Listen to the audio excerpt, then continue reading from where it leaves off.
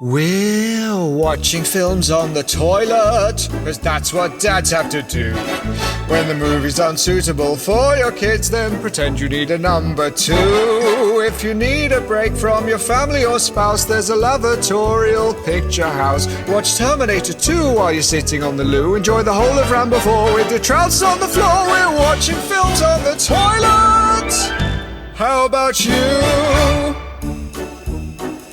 Eamonn, I feel like your ego is writing checks that your body can't cash. Oh yeah? What makes you say that? It's just your general demeanour. Welcome to Watching Films on the Toilet. In case you hadn't gathered, today we're going to be talking about Top Gun Maverick. Might as well say we're both pretty pumped, aren't we? Absolutely jacked for this conversation. Let's just get out there. Usually we don't tell each other how we felt about the movie, do we? No, we keep our powder dry. But this time, I phoned you after I'd seen it at the cinema, and you said, "What did you think?" And I said, "Oh, I don't know." Mm-hmm. But I just had to tell you, and we both agreed on the same thing. So you'll find out what we thought later. No spoilers there. Very good. No spoilers, huh? They'll never know. Huh? Yeah, so you've listened to the theme tune. You know what the podcast is about. Yeah. So let's go straight into correspondence, Ben. You know what, Eamonn? I feel the need. The need for what? Oh, God's sake. For brevity? I feel the need for brevity. Yeah. Another classic quote. Okay.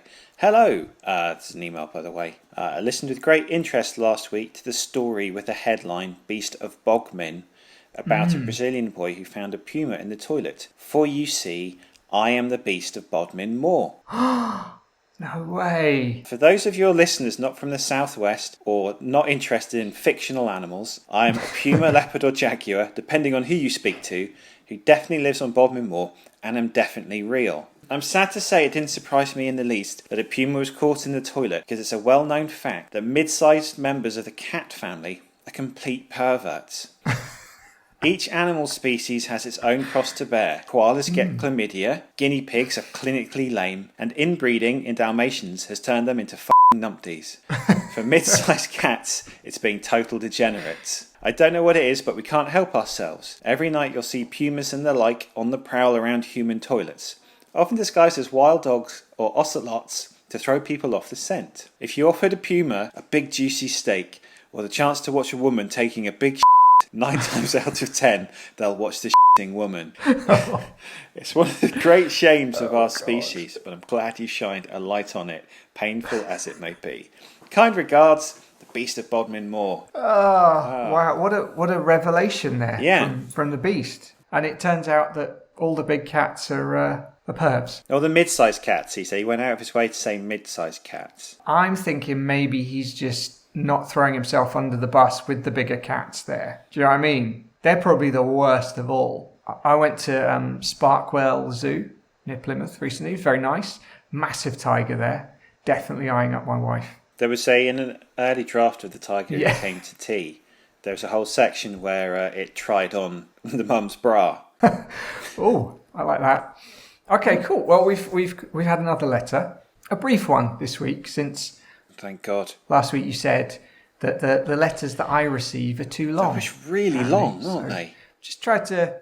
Well, I haven't tried. I've just received a fairly bit more judicious letter, with your editorialising. I hope. Let's see how this goes. Yeah. In the last episode, we talked about Terminator: Dark Fate, and we mentioned that Gabriel Luna, who played the Rev 9, was very normal in his depiction of the killer cyborg, and he's written in. So let's hear what he has to say. Dear Watching Films on the Toilet, Gabriel Luna here. Hope you guys are well. I just wanted to address a few things you mentioned about my acting on the last episode of your podcast. No big deal. Just want to clear a few things up, if that's okay. I'll be honest with you. I received a lot of mixed messages on set while we were shooting, which may explain my uneven performance. The director, Tim Miller, told me, be like a robot Deadpool. Make some jokes. Have fun with it. It's not like it's the end of the world. Be like Ryan Reynolds. Kind of breezy. Like you don't care about anything. Really lower the stakes. Then on the other hand, I had producer James Cameron telling me, you're a killer. A killer of people and animals. Remember when the T-1000 killed a dog? Remember that? Yeah, that's you all the time. You kill dogs. You are a dog killer. The next day I came to set and found dog killer written on the back of my chair. It was weird. So yeah, no hard feelings. Hope that explains a few things. And best of luck with the future of your podcast. Yours sincerely, Gabriel Luna. Oh, he seems really nice. He's so nice, isn't he? He seems really nice, that guy. Really nice guy. I Yeah. feel really bad for laying into him now. I know. Well, it does make sense, the conflicting messages. Yeah, I mean, you got Tim Miller in one ear, you got James Cameron in the other. Who are you going to sway towards? Who's more likely to kill you? Or your dog. Or your dog? Or your nephew? Yeah. Exactly. Who's more likely to kill and eat your dog? I think we know the answer to that, don't we? Good. Well, we are on fire. Eamonn, Hello. you got any toilet news for us? I have. Villagers are in stinking row over a scarecrow of the Queen sitting on the toilet. Oh, what a Jubilee special. So, is that what she calls it now when she goes to the toilet? Yeah. Do you see that? Do you see the thing about the Queen, the Paddington skit that she did? Yeah, it was very sweet. It was quite sweet, wasn't it? It was. Yeah. Yeah. What? And she kept a jam sandwich, didn't she? In her bag? Marmalade sandwich. Marmalade. Sorry, yes, marmalade sandwich. What? Yeah. I mean, it's not what she usually keeps in her handbag, is it? No. What does she usually keep in her handbag? It's a Colt 45. One of those really big handguns. It's not quite a Magnum, but it's like one down. For dealing with bears in Buckingham Palace. Yeah, the groundskeepers will every month release like a South American sun bear, and she'll stalk it and then shoot it down with a Colt 45. Well, there was a lot of tension on set because they weren't sure about whether she'd pull out her gun or her marmalade sandwich. Is she going to shoot the bear again? Well, did you not see the post-watershed version? She shoot him in the face. Yeah, and it's not bits of eclair that land on the butler's face. It's Paddington's brain. He goes, ooh. What do you think about a scarecrow of a Queen on the toilet? Offensive in your eyes? Is it to scare people away from the toilet? Because that would work. Do you think it's like an actual toilet that the farmer wants to keep to himself and to stop people from using it? He's made like an effigy of the Queen using That's it. what a scarecrow's for. Oh, I'm desperate for the toilet. Oh, hang on, Her Majesty's on it. I better find another one. Yeah. All right, Your Majesty. Cheers. Good. Right. Okay. Should we do one more? If you want. This one I like because it's less about the story and more about the experts that they get sound bites from. So the title is this: Huge rats are swimming up toilet pipes and into people's homes. What I love about this is they keep on getting all these sound bites from pest controllers who are trying to big up this issue like as massive as they can to make it sound really terrifying.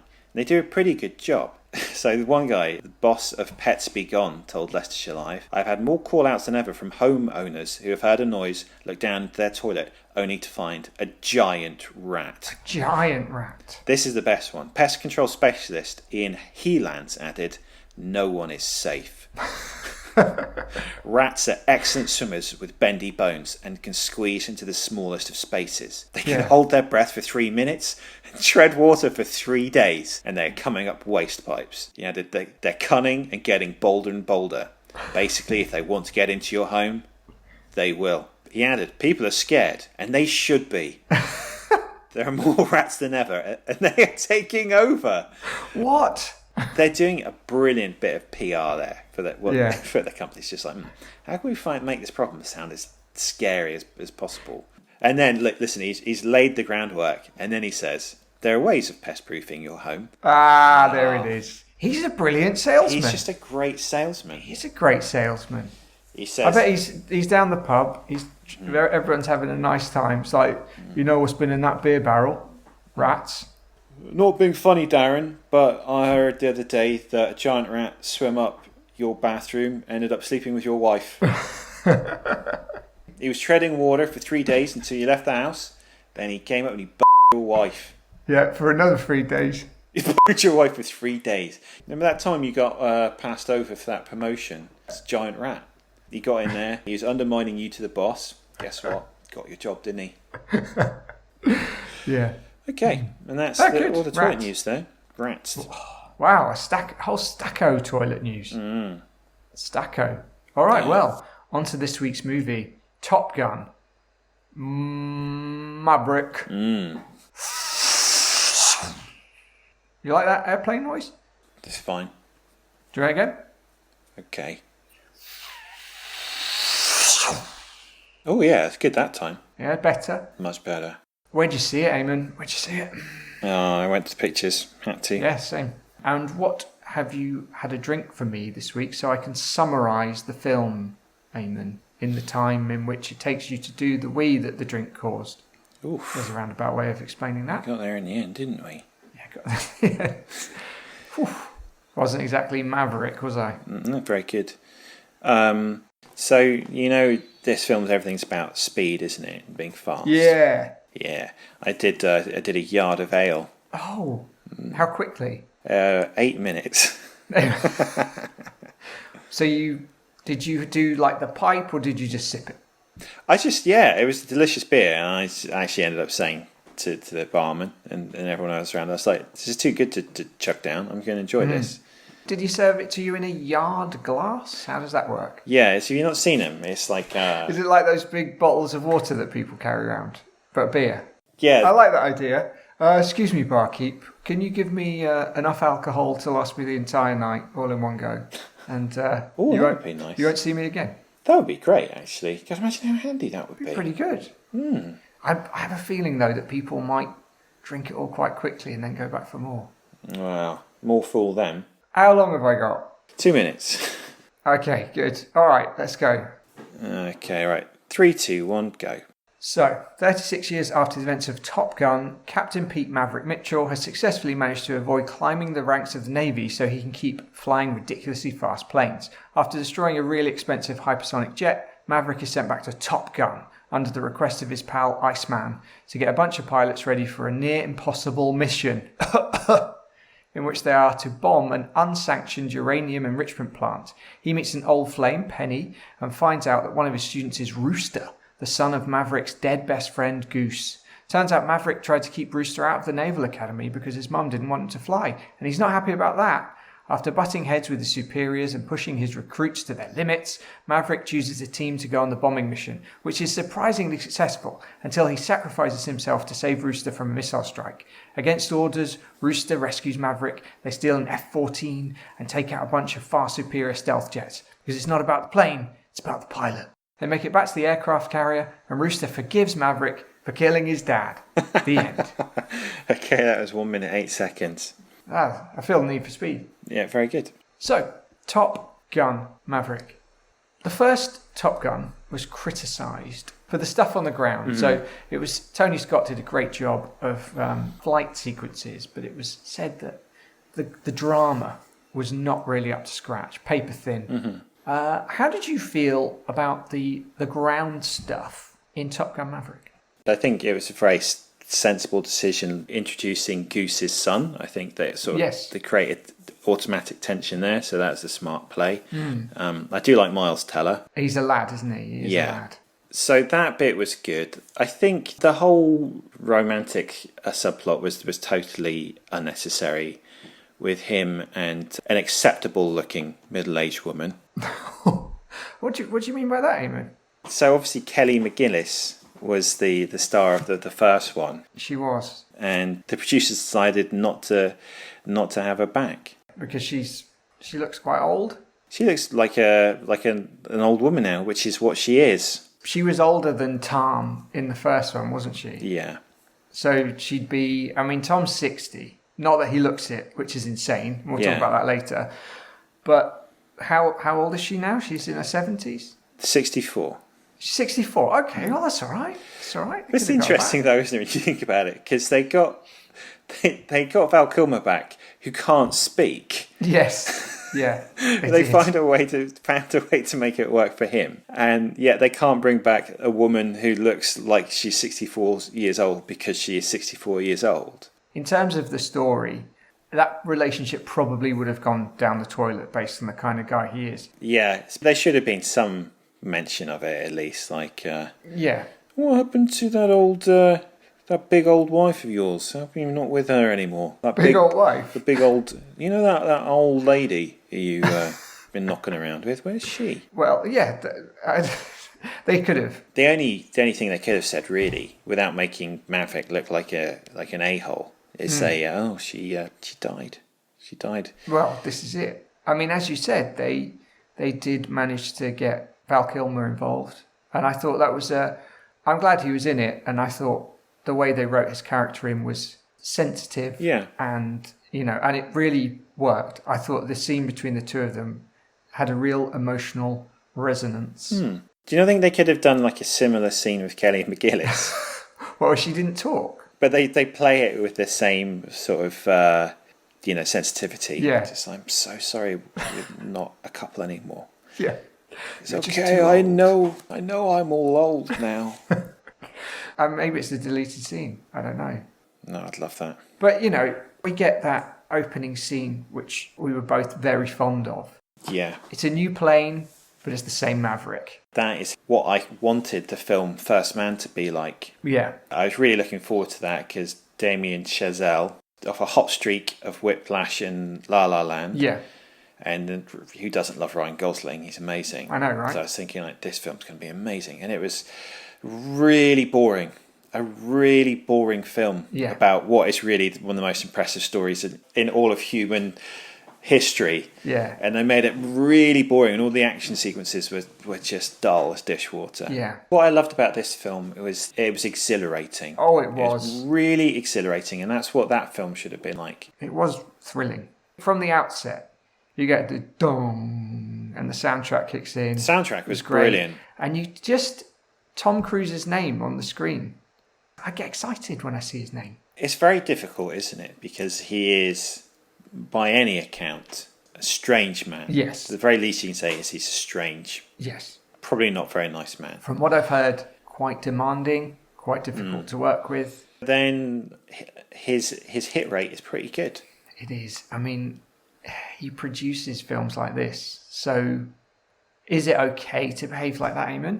Does he get a pass? Well, this is the problem, isn't it? As soon as you make a judgment on a celebrity for bad behaviour, and say, right, you're out of the celebrity game, celebrities would cease to exist. And I've said this before, Yes. But they're all awful people, and they've done terrible, terrible things, because they're willing to do the things that regular people aren't willing to do. Well, Tom Cruise certainly is. Yeah. So anyone who you like and think is lovely and sweet, they're not. They're awful. They're all awful. Yeah. Yeah, even the Queen. Especially the Queen. Yeah. She's shooting corgis just to prove a point. Yeah. The thing is, Tom Cruise is 60. Wow. And he's seemingly invincible. I'm wondering if all this hoo-ha that he buys into, maybe it's real. I think there's something to it. Maybe he really is immortal. Oh my God. Wouldn't that be wild? I mean, what do you think it will be his cutoff? You can't do action movies at 70, right? He could. Do you reckon? Do you think he'll go until 70? I think he'll go till 170. Yeah. 170-year-old Tom Cruise will be dead, and he'll still be churning out. Still Mission be Impossible running movies. around, yeah. Yeah. Maybe. Do you like going fast, Eamon? I think the fastest I've driven was when I thought I was going to miss a ferry in France. And I think because everything was in kilometres, it felt like you could drive faster than you probably could. Right. So, gunned it, mate. Did you go faster than the ferry? Did you make it across the channel so fast? Well, I'll tell you what happened is the ferry actually set off. Yeah. But we drove down the pier alongside it. And Sal was going like, "What do you think you're doing?" And I just went, "Hold on." Hold on. Yeah. Then I slammed down the accelerator as fast as I could. Did you do a flip? Barrel roll. Barrel roll. So the car flipped forward and landed. No, barrel roll is round the side. Is it? Okay, so like that classic James Bond stunt on the. So that one. Yeah, I mean, I can keep on saying barrel roll, but it's up to you as to whether or not you will accept that as the terminology. What am I? I'm thinking of a somersault. Yeah. I mean, it's barrel roll, Ben. It's barrel roll. When it spins around on the side, it looks like a barrel. It's a barrel roll. Still, flip. End over end. Barrel roll. End over end. And then you just slam down. I landed inside the... sort of skidded to a halt. Looked at my wife. Yeah. It's just like, pretty neat, wasn't it? Yeah. Skids the halt. Opened the door as you skidded. Kids flew out. Yeah, that's right. Straight into the seats so they could enjoy the cafe. Yeah. Eamon, I'm just going to interrupt. Okay. We've got a new sponsor for the podcast, so I'll just talk a little bit about them. Very exciting. So, can you whistle? Not very well. No, I can't either. Well, but we don't need to worry because Dr. Kern Welton has come up with a solution. Now, most people think that whistling is all about your mouth, but actually the sound comes from your lungs. Okay. And Dr. Kern Welton's Whistle Brace 2000 helps you to achieve that clean whistling sound. You can buy the brace in all health stores, and then all you need to do is follow these 6 simple steps. Right. So, number 1, you find a quiet room in your house where you won't be disturbed. Number 2, you take off your shoes and socks. Number 3, you remove all the hair from your body. Yeah. Number 4, you clear your bowels with a saltwater flush or laxative. Number 5, you ascend to a height of 10,000 feet. And number 6, you slip into the whistle brace. And after 48 hours, you'll be whistling like a kettle on a hob. So that's great, isn't it? So if you go to Dr. Kern Welton's website, that's www.dkernw.com. Use the code ToiletWhistle2022 and you get 15% off your first order. So, just a quick recap there. Yeah. So you have to shave all your body hair Yeah. and get to 5,000 feet? 10,000 feet. 10,000 feet? Yeah. I feel like those are probably going to be the stumbling blocks for most people. 6 simple steps, that's all. But I suppose there's only 6 steps. Do you want to be able to whistle or not? Yes, of course. Well, there you really. go. So Okay. move on. Thank you. Sorry. Back to the talk. Do you think if the bad country was named, do you think it would have added anything or taken away? It didn't matter, did it? It just would have meant that the film couldn't be sold to that country. That is almost certainly why, I'm guessing, they made that decision. Also, I like it because it lets you decide yourself who the bad guys are. Oh, right. Who was it, Eamon? Well, you see all the rugged landscape, Yeah. the snowy peaks. Yes. I assumed it was Scotland. Yeah, it could be the Welsh. I thought they were going on a bombing run to get those bloody Celts. Yeah. And the sort of the hand signals the masked pilots used at the end. Tom Cruise didn't understand them. They could well be sort of sign language for I don't know. I don't know. Yeah. And if you look, did you not? But I think a big clue was actually underneath their visors. They had big red bushy beards. They did. Did you see? You remember those, don't you? And their kilts flew up when their planes exploded. Did you see that? They didn't use parachutes. They could just kind of, their pilt went boop, and they just kind of floated down gently with their big I don't kilts. recognise your plane, by the way. That was what the hand signal was. And Tom's like, what are they doing? What are they doing? I need to run. Yeah, it makes a lot of sense. Why? Who would you like them to be? And don't say the usual things that you would usually say. Make it so we can broadcast this. Ooh, awkward. Really awkward. Let's go with... It's just the English. It's probably the English, isn't it? That's the safest thing you could have said. It was the white middle class English people. Yeah, in their mountain retreat. 100%. Yeah, with their paddle boards and their samphire getting riddled with bullets. That's a great save there, Ben. Well done. Thank you very much. Excellent. Okay, good. So, Eamon, it's come to that time. We need to decide, are we going to flush this film or fish it out? Yeah. Is it going to be flushed away like the Rogue State's secret uranium enrichment plant? Very good. Or is it going to be fished out like Tom Cruise fishes Rooster out of danger from that Rogue State's airfield? Amazing. In an old plane. If it was to be fished out, it would, by both of us, it would end up in the Tank of Glory, wouldn't it? It would. Which is quite exciting. Tank of Glory is where the most special films go, but we can only have 5 in there. So. Yeah. Okay, I'll go first then. Yeah. I would fish this out. I would fish it out real quick. This is the most fun I've had in the cinema for a very long time, and I felt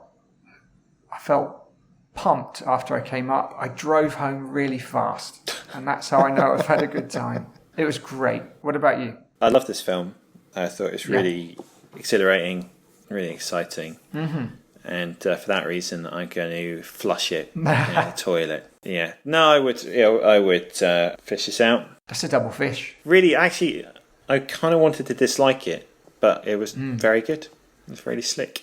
Much superior sequel. So that means Top Gun Maverick is going in the tank of glory. Ooh. Now, in the tank of glory at the moment, we have Jackass Forever, The Frighteners, Midnight Run, Brawl in Cell Block 99, and Point Break. Ooh. Now, 2 of these films are exempt from removal. Yeah. Because we let them have 2 rotations, don't we? Because otherwise we'd always just pick the last one that went in. Which means that Jackass Forever and Point Break cannot be removed. So it's between The Frighteners, Midnight Run, and Brawl in Cell Block 99. I mean, we made a rod for our own back, didn't we, putting in Midnight Run?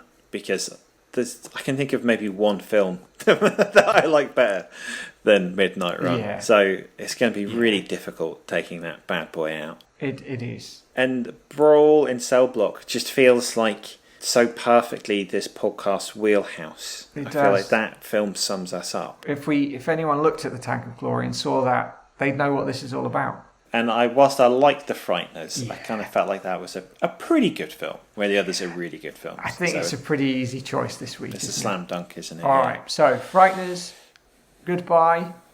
Go to the afterlife. Don't come back as a ghost. And Top Gun Maverick, you're going in the Tank of Glory. Yay.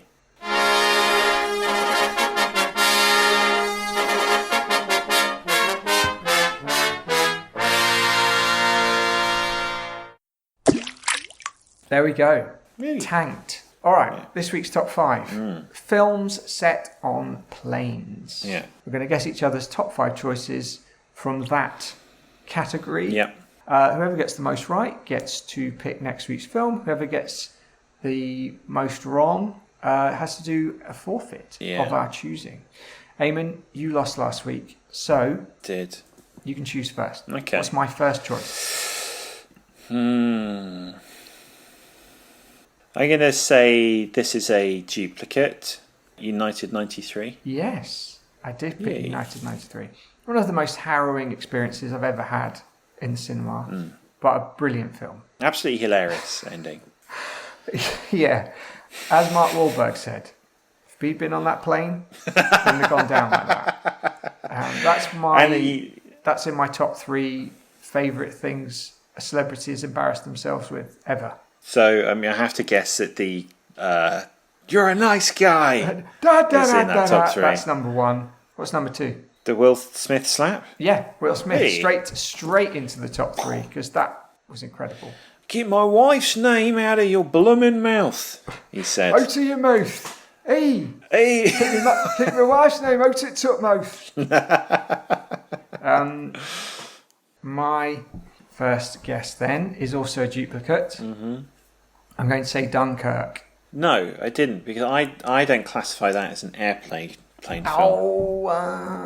Because it's only a third of it is in an aeroplane, isn't it? But there's a plane. There's lots of plane in it, and you like it, so that doesn't make sense. This isn't right. This isn't right, Eamon. When you think about it, 2/3 of that film is really set on the water.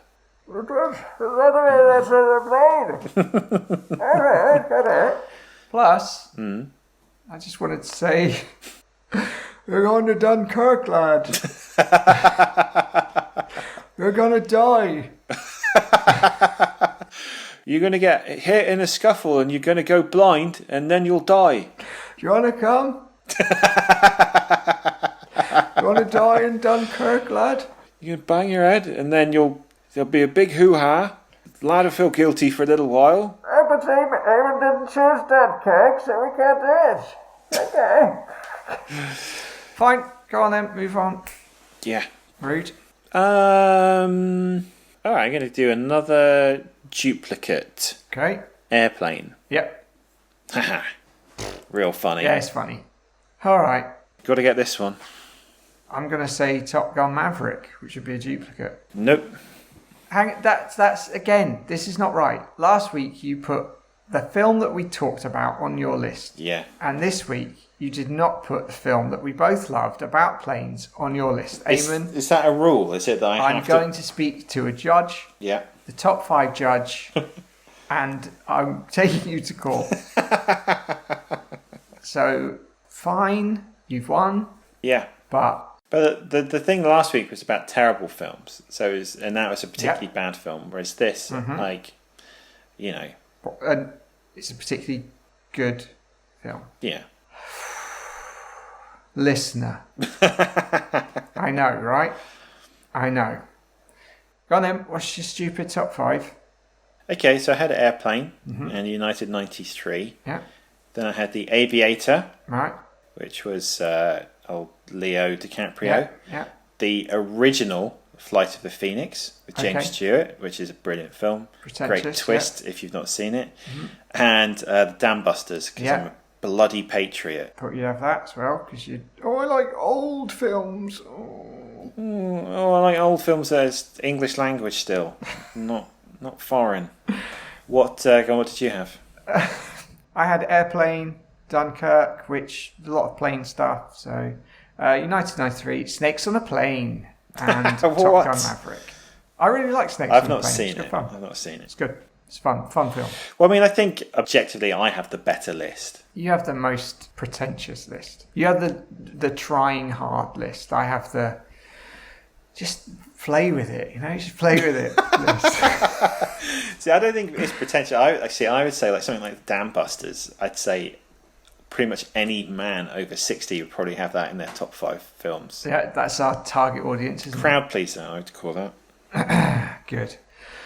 I don't know if you've seen this. It's an Iranian film about vampires. It's so good. It actually is good. You have the f***ing gall to call me out on the Dam Busters, Flight of the Phoenix, 2 classic films that everyone knows.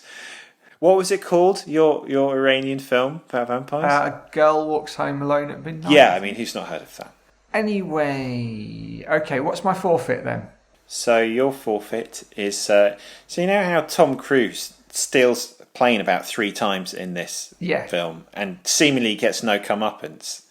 You have to steal a plane. Perfect. Let's see what happens. All right, and last week you had to do a forfeit, which was... I had to go back in time and kill your mum. Do you remember? Oh, dear.